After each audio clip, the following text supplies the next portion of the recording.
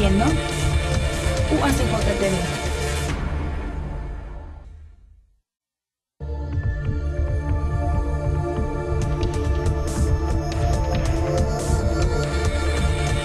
UACJ TV presenta.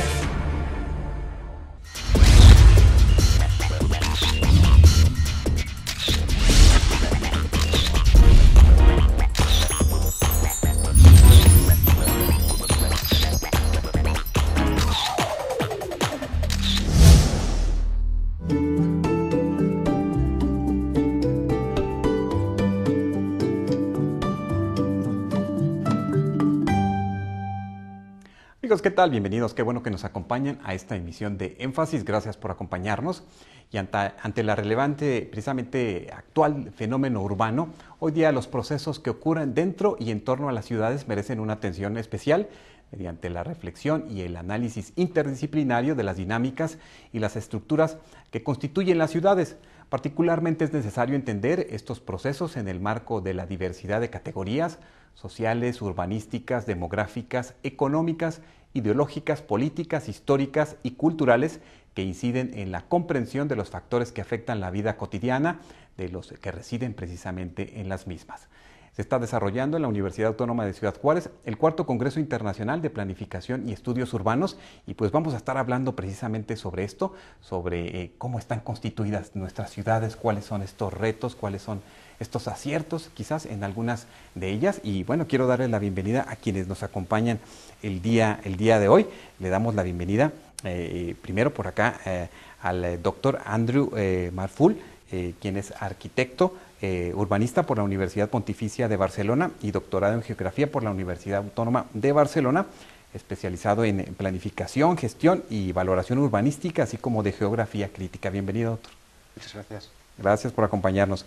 Está también con nosotros el doctor Benito Narváez, licenciado en Arquitectura, con maestría en Diseño Arquitectónico por la Facultad de Arquitectura de la Universidad Autónoma de Nuevo León, doctorado en Arquitectura por la Facultad de Arquitectura de la Universidad Nacional Autónoma de México, y fue el ponente que dio inicio a la apertura de este congreso. Bienvenido, doctor.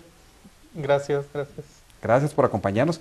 Está de la Universidad Autónoma de Ciudad Juárez el doctor Miguel Ángel Argomedo, precisamente con licenciatura en Arquitectura por la Universidad Autónoma de México, también su maestría y doctorado en Estudios Urbanos por la UACJ. Bienvenido, doctor. Muchas gracias, aquí estamos. Pues nos da mucho gusto recibirles, hablar sobre estos temas que son interesantes. En la apertura del Congreso, pues se habló sobre urbanismo, se habló sobre discapacidad y son temas interesantes porque también estamos hablando de las necesidades de nuestras ciudades de ampliar o de precisamente ser pues más abiertos para que en verdad las ciudades sean para todos y no para algunos, doctor. Sí, bueno, el tema de la inclusión, el tema del acceso universal, pues es un tema que nos atañe a todos, ¿no? Una de las cosas que platicábamos en la conferencia hace unos momentos, ¿no? Es el hecho de que no podemos ya solamente considerar a las personas con discapacidad un colectivo que está allá lejos de nosotros.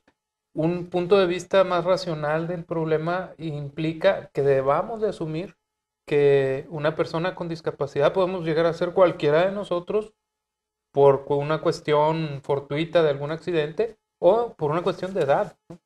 Correcto, y bueno, y cuando se analiza o se plantea esto desde la urbanidad, sabemos que usted tuvo un incidente que lo llevó a un tiempo, por así decirlo, de discapacidad. ¿Y cómo se observa la discapacidad desde la discapacidad? ¿Cómo se observa la movilidad en la casa, en la ciudad? Sí, bueno, en la casa, las casas nuestras no están preparadas para recibir el común de nuestras casas. No están preparadas para recibir una persona que sufre un accidente o una persona que sufre una lesión permanente que le impide la movilidad. No están preparadas. No hay una buena planeación de los espacios en cuanto a sus medidas, en cuanto a sus formas, ¿no? Eso es por parte de la casa. Cuando uno sale de la casa, el asunto se pone peor, porque las ciudades no están adaptadas para que la persona que no puede caminar, que necesita la ayuda, por ejemplo, de una silla de ruedas, pueda movilizarse por sí misma o inclusive con ayuda. A mí me tocó estar en centros de ciudad en donde para ir por una banqueta, de pronto se atraviesa un poste en medio de la banqueta. O estas banquetas son rotas, son quebradas por las raíces de los árboles y esto hace que sea un trayecto verdaderamente difícil. Los edificios institucionales no están preparados para recibir a las personas con discapacidad y darles el acceso universal que requieren, ¿no? Esto es una cosa así. Nuestras escuelas deberían de ser totalmente accesibles. Nuestras escuelas no están hechas de esa manera. Correcto, porque estamos hablando que desde la configuración de sus diseños falta esa parte que les dé pues el camino seguro a muchas personas que están precisamente buscando llegar, en el caso de la escuela o en el caso de cualquier otro lugar en las ciudades, pues observamos estos pendientes. En el caso de Barcelona, doctor, precisamente Andreu, usted nos acompaña aquí en la UACJ y nos viene a hablar sobre el tema sobre la plusvalía urbanística. Sí. Bueno, el título de la ponencia es la plusvalía urbanística en perspectiva, en la medida que habitualmente se habla de ella como un instrumento de valoración para valorar la viabilidad económica de un proyecto inmobiliario o de desarrollo de un barrio, de un sector urbano, ¿no? Pero claro, esta plusvalía ya amaga, digamos, un capital que proviene de una plusvaloración que tiene que ver con los patrones que rigen la economía global. Entonces, el mirado de hacer marcar un escenario conjunto en el cual pues, pudiésemos empezar a hablar de las equivalencias, digamos, razonables entre lo que sería el desarrollo desigual de las ciudades y el desarrollo desigual de las economías estatales. Claro, y cuando hablamos de esta plusvalía, por ejemplo, estamos observando que usted se centra en el caso de Barcelona. Háblenos un poco sobre cómo entender la plusvalía en una ciudad tan mencionada, tan importante de España, pero que al igual que como cualquier otra, ha de tener sus claroscuros. Bien, el origen de mis trabajos son precisamente comprender la ciudad de Barcelona, ¿no? Efectivamente, Barcelona se podría indicar que se trata de una ciudad beneficiada por el plusvalor derivado de la economía de mercado en un escenario global, pero que a su vez no evita su propia desigualdad. Tanto es así que en los barrios más favorecidos, en respecto a los barrios más desfavorecidos, en la misma ciudad, a una distancia de 5 o 6 kilómetros, se encuentran unas desigualdades de nivel de renta equivalentes a 8 o 7 8. Digamos, aquí, donde en un lugar hay una pobreza 1, a 100 kilómetros hay una riqueza multiplicada por 8. ¿No? Y en general, pues hay una concentración de la riqueza en una determinada zona que coincide con la Barcelona turística y hay una pobreza a su alrededor que no forma parte de la Barcelona turística, la Barcelona que se promueve y que se desarrolla. La verdad es que la tendencia es, igual que es expansivo el proceso de urbanización y el proceso de creación de capital, también es expansivo la imaginación a la hora de ampliar este espacio turístico, ¿no? Y es impresionante, ¿no? Porque ves como lugares que siempre habían sido considerados periferia, actualmente ya pasan a estar debatiéndose en su incorporación en esta imagen de la ciudad. Y bueno, es una experiencia muy interesante. Lo que me ha motivado aquí por eso es buscar, o sea, lo que he encontrado en Barcelona es una dificultad en traspasar este discurso. Se puede hablar hasta aquí, pero más allá, o sea, trasladar el discurso a la desigualdad que existe entre Barcelona y otras ciudades es un tema incómodo. Y por eso he venido aquí. He venido aquí porque quiero ver realmente problemas de verdad, donde esa inquietud tenga más sentido. Claro, porque cuando hablamos de las desigualdades, ahora que menciona usted esto, porque los espacios periféricos de las ciudades a veces son los más olvidados. En el caso, por ejemplo, del doctor Miguel Ángel, que estará planteando desigualdades, planificación y desarrollo urbano, observamos a veces que nuestras ciudades, al menos en América Latina, o específicamente en Ciudad Juárez, ¿Qué encontramos en esto? Porque la plusvalía a veces se concentra en los lugares que ya tienen una plusvalía por estar en lugares comerciales específicos, por tener las mejores propiedades y entonces pues aumenta el valor para la gente que está en un nivel económico accesible, bueno, pero para las zonas fuera ya del centro, entonces observamos que aquí no se invierte. Bueno, Juárez es una ciudad de alta rentabilidad para el modelo capitalista internacional. Juárez da riqueza no solamente a sus grupos locales, sino a los grupos estatales y nacionales. Y las firmas internacionales se han beneficiado desde que inició la maquiladora de la producción compartida con distribución de productos terminados en todos lados, que aquí nunca se han terminado. Entonces, el proceso maquilador en Juárez fue el que empezó el problema de aumento de la desigualdad y de la pobreza. Juárez, hasta antes de la maquiladora, a los años 60, era una ciudad que crecía al ritmo de las ciudades que no tenían problemas urbanos del sur del país. Pero a partir de esa explosión, Juárez se ha convertido en una ciudad súper usada por los intereses externos que no dejan, no pagan los derechos que deberían de pagar, ni las agencias federales, ni las agencias estatales, ni los capitales nacionales, ni los internacionales, por el uso de un lugar privilegiado por su ubicación geográfica. Entonces, en Juárez encontramos 2, 3, 4 niveles de desigualdad.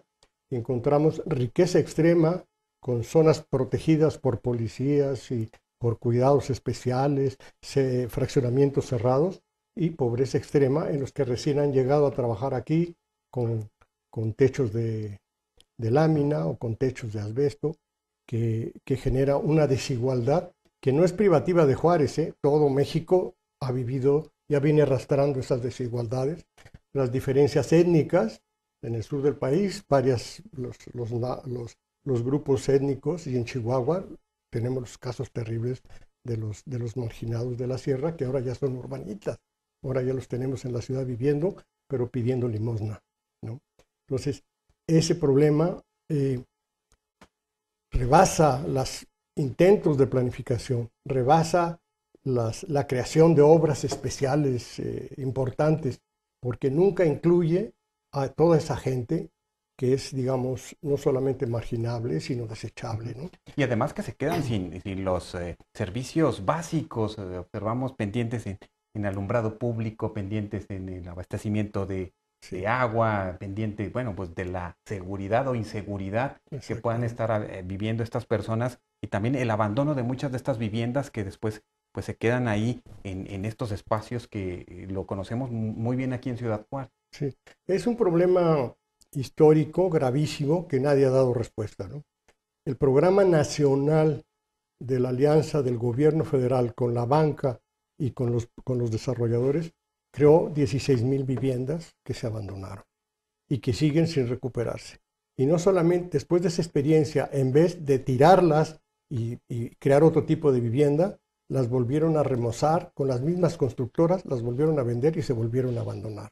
O sea, es un problema cíclico donde parece que nadie entiende, y los que tienen la voz, los grupos que tienen la voz y los que toman decisiones y estrategias, no son oídos sordos a esas realidades, ¿no? ¿Qué sucede precisamente desde las investigaciones que ustedes realizan en lo específico y su relación con el ámbito gubernamental? Hay proyectos que verdaderamente son muy interesantes. En el caso de Ciudad Juárez, pues tenemos inclusive un Instituto Municipal de Planeación. En otros lugares, pues no lo conocemos, pero sabemos que siempre hay pues intereses importantes para a lo mejor hacer proyectos relacionados para que las personas con discapacidad tengan mayor acceso. En el caso a lo mejor de Barcelona, algunos otros, pero ¿cuál es la actitud, cuál es la respuesta para estos proyectos que ayuden a ser una mejor ciudad cuando llegamos al ámbito gubernamental? Mira, yo te voy a hablar ahora, oyendo al maestro Casas, al doctor Casas, que es una experiencia y una voz con mucha experiencia aquí en Juárez, estaba como retratando a la ciudad de Monterrey. Porque sucede que las prácticas de antaño, ¿no? De obligar a que las personas hagan unas ciertas cosas cuando, en la medida en que quedan afectadas por los proyectos, que se vayan de una zona, por ejemplo, en la medida en que son afectadas por los proyectos. Pareciera que ya eso se había terminado con la idea de la participación social, con la idea de la participación comunitaria, pero no es así. En el caso de Monterrey, por ejemplo, que es la ciudad de la que vengo, se está haciendo el proyecto de una vía de conexión entre el centro de la ciudad de Monterrey y el centro financiero de la ciudad, que es Valle Oriente. Se tiene que pasar por una zona, que es la Colonia Independencia, que es una zona de donde vive gente, si bien no ejemplarmente pobre, porque hay gente más pobre en la ciudad, pero sí que viven en una condición difícil, sobre todo la parte las gentes que están más arriba de esa loma que limita entre el centro de la ciudad y el centro financiero. En vez de fomentar una participación comunitaria, ha habido represión sobre las personas, ha habido medidas de presión que casi parecen facciosas, así parecen de la mafia, con tal de obligar a las personas a que vendan sus propiedades a precios irrisorios. Esto, claro, hay un margen de especulación bien grande porque lo compran personas que estas propiedades las compran a $1 y las venden a 100 pesos, o sea, hacen una multiplicación de su capital instantáneo. Y esto se hace en la medida en que están implicados grupos importantes de poder económico y político en esta clase de iniciativas. En esa medida parece que no se toma en cuenta a la ciudadanía, a pesar de que existen normativas que prevén la participación ciudadana. Esta no parece ser tomada en cuenta en muchos de estos proyectos. Correcto, y también cuando hablamos que quizás si estas modificaciones o si estos proyectos tienen una inversión grande y es a pocas personas a las que no beneficiará o beneficiará muy pocas personas, también hay a veces desde estas perspectivas ahora de elecciones, pues si hay muchos votos quizás es importante que se tome en cuenta, si no, no. Algo así está ocurriendo. De hecho, en los tiempos de campaña, por ejemplo, en cuanto a los servicios públicos, uno observa que empieza a mejorar la condición de vida de las personas que viven en estas condiciones verdaderamente difíciles. Pero en tanto pasa la campaña, se olvidan de ellos, vuelve la misma condición. Es decir, hay una suerte de hipocresía, porque no es cinismo. Cinismo, Dios nos guarde del cinismo, que sería ya aceptar este estado de cosas como es y dejar que las personas padezcan. No es cinismo, sigue siendo hipócrita la actuación de ciertos segmentos del gobierno, de ciertos grupos de poder que ven solamente por sus intereses y que velan solamente por sus intereses, ¿no? Claro. En el caso de Barcelona, maestro, Andreu, háblenos un poco precisamente sobre esta relación de académicos o de la sociedad civil con el gobierno. ¿Cómo se plantea? Porque pienso que ha de ser igual, ¿no? ¿Cómo elevar la plusvalía de ciertos lugares ya acomodados y se sigue dejando pendientes en muchos lugares con necesidades, ¿no? Bien, en el caso de Barcelona, antes hablábamos de Juárez y de Monterrey, ¿no? Barcelona ha vivido también una realidad parecida. También ha habido una época importante en la que ha habido un proceso de metropolización, en el que se ha generado una urbanización arbitraria y desordenada, en la que se han desarrollado leyes, se han desarrollado departamentos de urbanismo, ministerios de vivienda y servicios técnicos, pero en los cuales se ha conseguido desarrollar una ciudad en la cual su patrón fundamental es qué es el tipo de desarrollo urbano que se ejecuta. Pues promociones inmobiliarias destinadas a vivienda, en las cuales no hay beneficio suficiente para que se puedan cubrir los gastos de parques, escuelas, hospitales asociados y cloacas, urbanización de la calle, etcétera, etcétera. Antes usted hablaba de cómo se integra esto con los cuerpos técnico, gubernamental, ¿no? Y las ciudades. El caso de Barcelona es singular porque siempre ha tenido un cuerpo de planificadores muy cualificado, porque tiene una historia urbanística integrada en el debate europeo, en aquella época en que las ciudades europeas eran de las luces, ¿no? Y bueno, y también por sus propias características. Cataluña es una ciudad muy cohesionada. Es una ciudad en un territorio muy disperso, en la que hay miles de pueblos, porque es un territorio pequeño en que hay 900 y pico municipios. Claro, ¿qué ocurre? Ocurre que al final del franquismo los técnicos ven que todo lo que se puede hacer no se hace. No se hace por esta norma en la cual se urbaniza al final de modo especulativo. Y esto genera una ciudad insoportable, ¿vale? Claro, ¿cómo se resuelve? Pues Barcelona, ¿cómo lo resolvió? Barcelona no lo resolvió por sí sola, se resolvió España. Entró en la Comunidad Económica Europea, optó por el sistema democrático, también por su posición geográfica, en este caso se vio beneficiada, y hizo un plan urbanístico en el año 1976 en el que definía, mira, haremos tantos equipamientos y tantos parques, tantas plazas, y mejoraremos la ciudad en todos estos sentidos. Bueno, ¿con qué dinero hacer esto el ayuntamiento? ¿Qué se hizo? Pues se capitalizó el Estado español, se endeudó, entró a desarrollar una liberalización del capital y el desarrollo a una sociedad de servicios, junto con una relativa o importante desindustrialización, vinculada a un proceso común a toda Europa. Se trasladaron las grandes fábricas a otros lugares del mundo donde eran más competitivos, ¿vale? ¿Qué ocurrió luego? Ocurrió que el cuerpo de técnicos, que siempre habían estado en una posición de enfrentamiento, tanto es así que hay un caso a finales de los 60 en los cuales hicieron un informe denunciando las prácticas de la administración y fueron todos expulsados. Todos el cuerpo de técnicos urbanistas del Ayuntamiento de Barcelona fueron expulsados por ello. Después se reincorporaron y demás. Pues claro, empezaron a trabajar conjuntamente con el Estado con la democracia, para reurbanizar la ciudad. Y en esa reurbanización entraron las políticas de accesibilidad y los primeros decretos que realmente se aplicaron. Fue necesario capitalizar el Estado para que tuviera recursos. Pero salto, España se capitalizó porque estaba en una posición geográfica favorable y porque había una deuda pendiente con España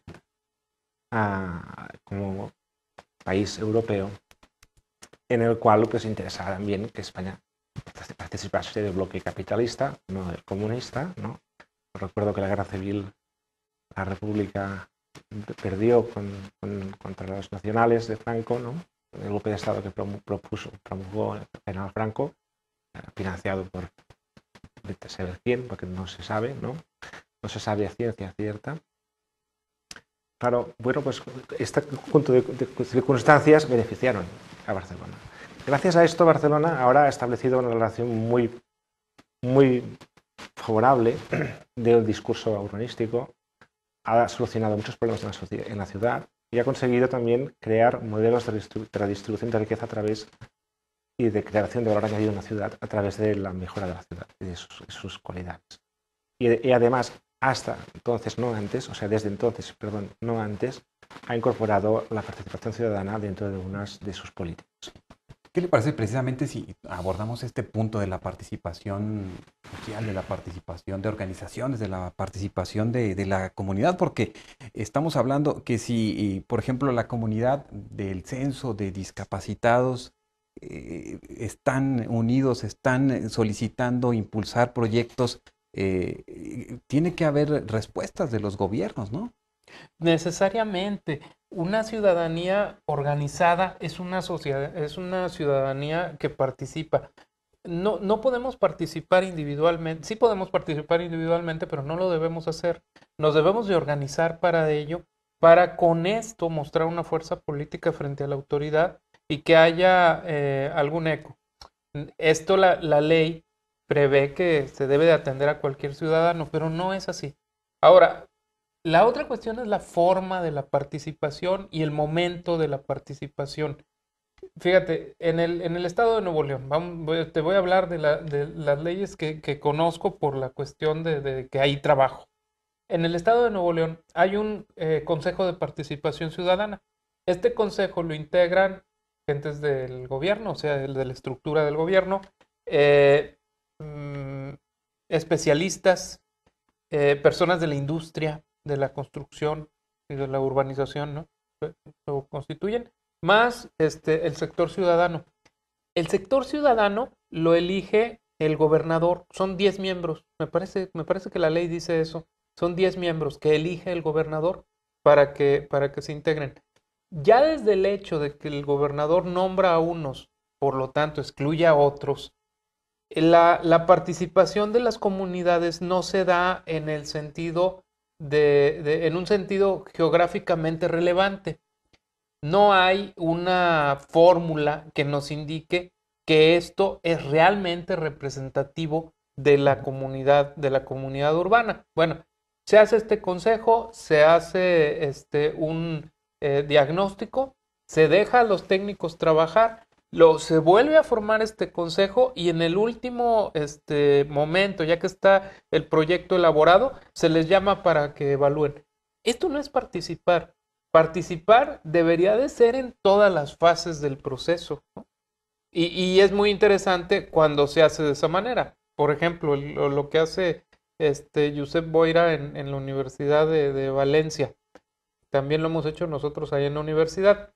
Imagínate que todo un salón gigante, 5x5 o 6x6, pones un plano de ese tamaño de la comunidad y entonces llevas a las comunidades ahí, lo ven a escala, ven una cosa muy grande, es un plano muy grandotote de la zona y ahí empiezan a trabajar las personas de la comunidad, sino en el proyecto cuando menos a decir, mira, aquí hay un problema, aquí por ejemplo siempre hay basura tirada, o estas luminarias están apagadas, o este es el problema, aquí hay un problema de drenaje, ¿no?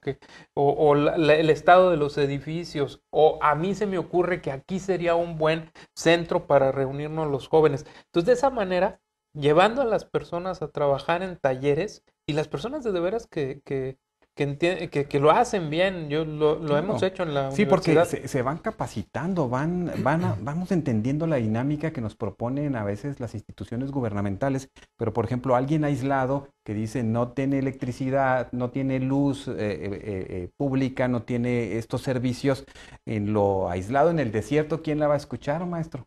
¿Verdad? Entonces, la fuerza es importante de la participación. ¿Qué siente que pasa en Ciudad Juárez? Bueno, en Ciudad Juárez la participación ha estado muy controlada. Ha sido una participación institucionalizada. En el IMIP, en el plan estratégico, son institucionalización privada o institucionalización gubernamental o mixta como en el IMIP. Entonces tienen ciertas reglas que cumplir por quienes los financian. Tienen metas muy ambiciosas, han logrado que se formen grupos de participación muy eficientes como los comités de vecinos, etcétera, etcétera. Pero el problema es que en el modelo de desarrollo en el que estamos, la participación técnica está siempre descalificada por la participación política. Nosotros sabemos que las decisiones finales se toman en cabildo por representantes que no son nuestros, que nombra el presidente y que quién sabe de dónde vinieron, no sabemos su calificación ni sus intereses y son los que aprueban o desaprueban los esfuerzos de la comunidad o los esfuerzos técnicos. ¿Qué sucede con alguien que se aventura precisamente, doctor Miguel Ángel? Porque en ocasiones hemos observado a ciudadanos más preparados que las personas que detentan los puestos o las posiciones de las direcciones de desarrollo urbano. Hemos observado, en verdad, un diálogo de tú a tú o inclusive de un mayor conocimiento a veces de alguien que va a plantearse pues esos pendientes para su zona, para su colonia, para su fraccionamiento. Bueno, el problema es que el gobierno no puede resolver problemas individuales o de un grupo solamente, sino que tiene que crear un contexto. Debe de tomar en el proceso de planificación, como dice Benito, las inquietudes y las necesidades reales para que en los procesos de planificación puedan estar bien representados. Pero no es a base de confrontación de ciudadanos más o menos capacitados con técnicos más o menos capacitados. Sabemos que los grupos técnicos del gobierno municipal y estatal inclusive no tienen la calificación suficiente porque el ingreso está mal pagado, con puestos mal pagados que se compensan con participación política. Entonces, no se puede exigir a un gobierno de año y medio que resuelva los problemas de 30 años con unos funcionarios que de buena fe muchas veces van a trabajar, son técnicos, pero encuentran problemas de representar los intereses de la ciudad frente a una comunidad eternamente insatisfecha, porque Juárez pues tiene rezagos de 30 años. El doctor Marfur hablaba de un Barcelona de 1976, 74. Así es Juárez. Juárez está como Barcelona en 76. Si bien nos va, porque todavía tenemos déficits no resueltos, peores.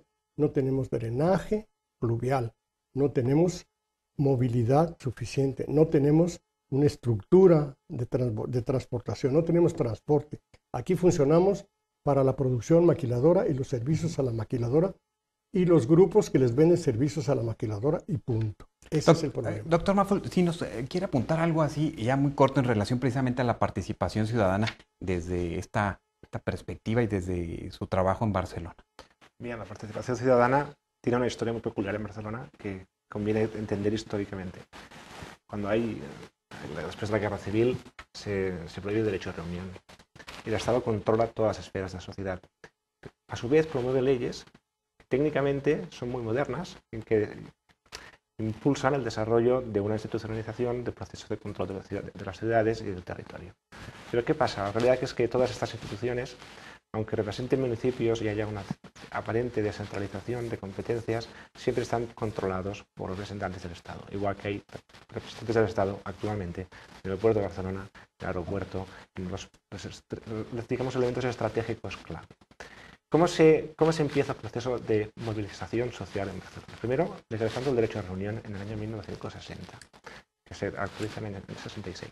Coincide este derecho con la movilización social que se promueve en los lugares donde realmente existe más cohesión y más problemáticas. En el caso de Barcelona se dan esas dos circunstancias. Es el movimiento obrero y además también el cuerpo de técnicos profesionales que tienen objetivos comunes, que se agrupan para impulsar la transición al sistema democrático. Pero el sistema democrático, cuando empieza, que la Constitución española se aprueba por referéndum en el año 78 y los primeros municipios se constituyen en el 79, no empieza la participación ciudadana en el 79 con los municipios. Es necesario una reflexión. Entre el año 79 y el 85 se decide qué porcentaje del Producto Interior Bruto de la riqueza de España, controlada por el Estado, se atribuye, se asigna a los ayuntamientos para que puedan desarrollar sus competencias. Estamos hablando que en los países nórdicos y países como sajones, este porcentaje que se atribuye a los municipios es de alrededor de 30-35%. Al final, ¿cómo se decide esta negociación? ¿Quién se queda el pastel del dinero del Estado?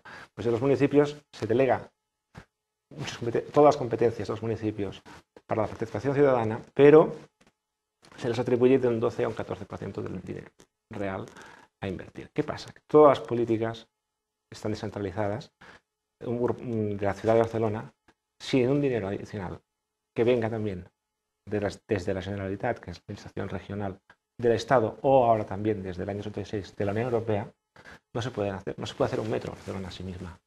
Necesita dinero de fuera, ¿vale?